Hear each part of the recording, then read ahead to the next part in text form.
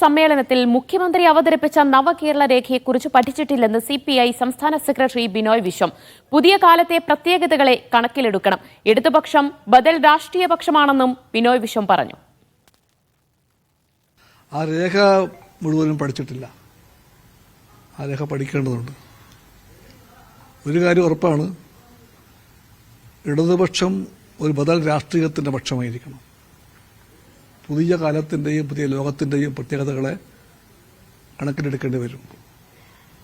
പക്ഷെ എന്ത് ചെയ്യുമ്പോഴും ഇടതുപക്ഷം അതിൻ്റെ അടിസ്ഥാന നിലപാടുകളും വർഗ താല്പര്യങ്ങളും ഉയർത്തിപ്പിടിച്ചേ തീരും. അതുകൊണ്ട് വ്യവസ്ഥകൾ എന്തെല്ലാമായിരിക്കും, എന്തെല്ലാമാണ് അതിൻ്റെ ഉപാധികൾ, ഇത്തരം കാര്യങ്ങളിലൊക്കെ വ്യക്തത ആവശ്യമുണ്ട്.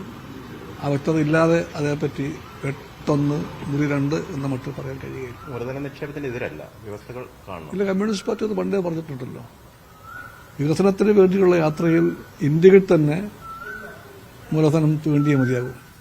പക്ഷേ ഏത് മൂലധനം, എന്ത് ടെക്നോളജി, നമുക്കില്ലാത്ത ടെക്നോളജി വരുമോ, അതുകൊണ്ട് എന്ത് മെച്ചമുണ്ടാകും, സമൂഹത്തിൻ്റെ പുതുപുരോഗതിക്ക്, ജനജീവിതത്തിന് അത് ഗുണകരമാകുമോ തുടങ്ങിയ ചോദ്യങ്ങളുണ്ട്.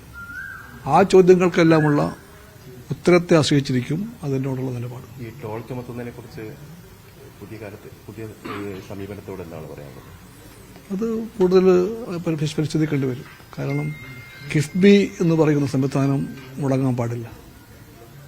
കിഫ്ബി മുടങ്ങിയാൽ കേരളത്തിന്റെ വികസനത്തിന്റെ വഴി മുടങ്ങി പോകും.